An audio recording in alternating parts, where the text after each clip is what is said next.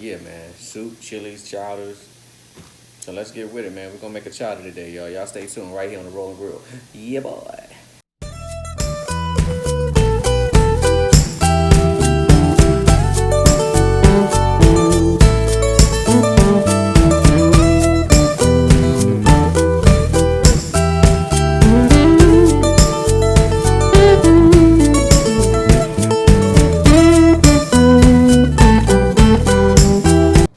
All right, y'all, it's time to start cutting up. We got celery. We got a nice red bell pepper we're going to dice up.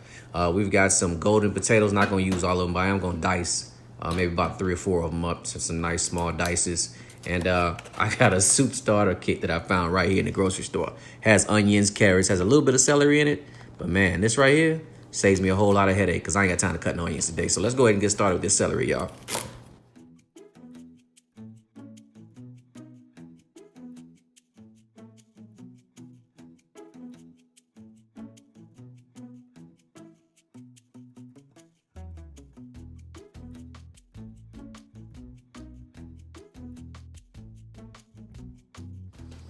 All right, y'all, in this pot right here, let's start off with some good bacon. Diced up. This is probably like 4 pieces of bacon diced up, going right in the pot. I got the pot on medium heat. We're just gonna render this fat down in this bacon, cook it down for a little bit, and then we're gonna add some other things to it like butter and a few other ingredients just to stretch it out. So we'll let this sit here and cook down for a few minutes, and maybe we'll be right back with the next start. At this point, you can see we now have some crispy bacon. Now you can take the bacon out, of course, if you want to. I'm not taking the bacon out, though. I'm gonna leave it in there. And what I'm gonna do is add a 1/4 stick of butter as well. Mix that around. And then I'm gonna go in with my vegetables. Now I was lazy and I saw soup starter mix at the grocery store. So guess what? It's already got onions in there, it's already got carrots in there, it's got a little bit of celery in there, but I'm also gonna add more. And so I said, the hell with it. I'm not cutting that stuff up. I'm gonna use the soup starter mix. And so then with your soup starter mix, with your onions and your celery.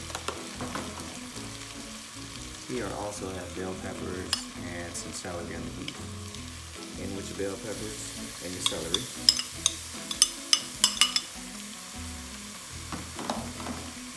And we're gonna sweat this out. We're gonna let this sweat, may take about 5 minutes, and then we'll come back and go on to the next step. That's what it looks like so far.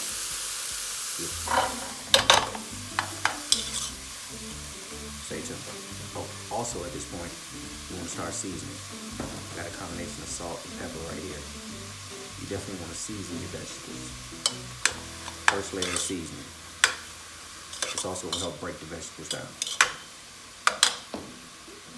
That's it. We're gonna let these sweat out for about 5 minutes. We'll be right back. All right, our vegetables are still sweating out. At this point, we're also gonna add, this is like 2 tablespoons of garlic. Right in there. We're also gonna add some fresh, well this isn't really, it was fresh. It's kind of dried now. We're gonna 2 thyme twigs of this. And we're gonna let this cook down some more. Actually, I'm gonna add 3. We're gonna let this cook down some more. And once we get it cooked down, we'll add a little bit of flour to it, and we'll move on to the next step. Seafood chowder, y'all. All right, our vegetables are cooked down a little bit. This is what we're looking at right now. That's what we're looking at right now. All right. So, next step in the process. A total of 4 tablespoons of flour. This is like 4 to 5 tablespoons of flour. Work that in there. This is gonna help us create a little bit of thickness in the jus, in the liquid. And we're gonna cook this flour out for about 2 or 3 minutes. Cook on low. I'm gonna turn my heat down real low. Actually, I'm gonna turn it off. Just let the flour cook out with the residual heat in the pan. All right, y'all. That's what we're looking at right now. As you can see, the flour is thickening it up a little bit. So now it's time to really make this chowder pop. So, first things first. Seafood cooking. Cooking stock, seafood blend. You can use oyster stock, you can use clam juice if you can find it. I couldn't find clam juice, so I'm going with some seafood stock.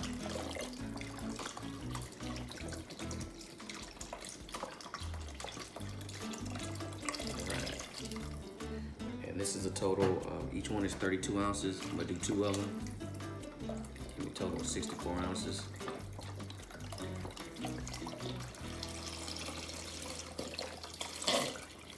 All right, you can use chicken stock if you want to as well, but I mean, it is a seafood chowder, so you know, let's use seafood. And then we're gonna take our parboiled potatoes. These are golden white potatoes. These are golden potatoes actually, parboiled. We're gonna put those in there. And we're just gonna let it come to a boil. Let it cook down a little bit, come to a boil, and then we'll move on to the next step of adding a few more other ingredients to really make this chowder pop. So y'all stay tuned. Yeah, boy. All right, y'all, our chowder has been boiling. You can tell it's come up to heat now. We've got some heat to it. So this is what we're gonna do next. Now we're gonna add a cup of half and half. Right in there. And at this point, I've already been seasoning it off and on, but I like to use this seasoning right here. It's called a barbecue shrimp seasoning, but it's actually got a lot of good stuff that has absolutely nothing to do with barbecue, but it adds great flavor to the chowder. You add as much as you like in there. And that's it. I've already tasted it. It tastes real good. Everything is ready to go. Now it's time to start adding our seafood. So the first thing I'm gonna add, I never told y'all what was in this. Mussels. And if you've never used mussels before, by all means you have to clean them and you have to beard them. So at the very bottom of that mussel, there's a little beard right here. You definitely want to just pull it off because you definitely don't want this right here in your chowder. It's like stringy. So first things first, we're going in with the mussels. Rule of thumb about the mussels is after they start to cook, if they don't open up, then they're probably bad. You want to throw those out. Next thing, salmon. Yep, diced up. It's already been seasoned. We're gonna go in with that as well. Again, this is a seafood chowder, man. You can add whatever seafood you want. I happen to have salmon, so that's what I'm adding. You wanna stir it around real good. I got another seafood that I'm gonna add also, but I'm gonna wait to the very end to do that. I'm gonna let this come up to a boil a little bit, let those mussels open up a little bit and exude all of that moisture and flavor. Let this salmon cook down for a little bit, then we'll taste, and then we'll move on to the next step. Y'all stay tuned. Yep. All right, y'all. As you can look and tell, it's starting to come to a boil. It's gonna thicken up. Remember, you've got potatoes in here. You added a little bit of flour in here to make like a little roux. So it will get thick, and it will thicken up as it sits as well. So if it looks a little watery, a little liquidy now, don't sweat that. Don't mean a thing, man. It will thicken up. But before we plate this up, one last seafood to add. Crab meat. Crab meat from the claws of the crab. This is not lump, this is the claws of the crab. And you just want to drop it in there. And I'm gonna turn the heat off. And just drop it all up in there, man. And you talking about good. I'm gonna tell you, this is, although you got the oil, the mussels in there, this is even better once it's set for a while. You talking about some good eating in the cold? Come on, man. Come on, man. Take your spoon, work it in there. The crab meat is already cooked. You ain't gotta do nothing to it. Just let it sit in there and let all this flavor absorb. And that's it. You can see our mussels have started to open up. That's what you want your mussels to look like. If your mussels not opening up like that, throw them out. More likely they're probably bad.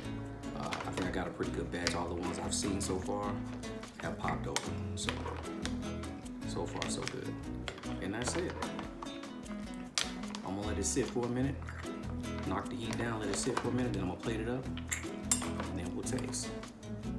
Seafood chowder, y'all. You can even call it seafood stew, whatever you want to call it. It's seafood, and it's stew, and it's chowder, and it's time for the cold. So y'all stay tuned.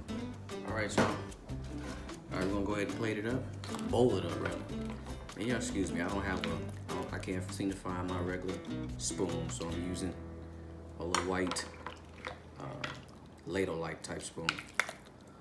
And be gentle, because you gotta remember now you got seafood in here as well. You have salmon in here as well, so you don't want to break it up. You definitely want to get a lot of that broth, because that's the good stuff. And as those mussels start to open up and exude all of that juice, man, you talking about crazy flavor, it's gonna be bananas, trust me. And so that's it, y'all.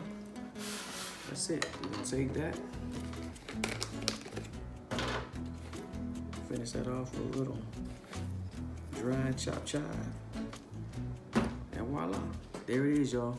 Seafood chowder stew, whatever the hell you want to call it, perfectly in time for the winter and the cold weather. Because I don't know if y'all like we are here in Georgia, but everybody's been freezing the last few days, so this is gonna be perfect, y'all. So as always, good food, good vibes. I'll see y'all in the next video. Yeah, boy.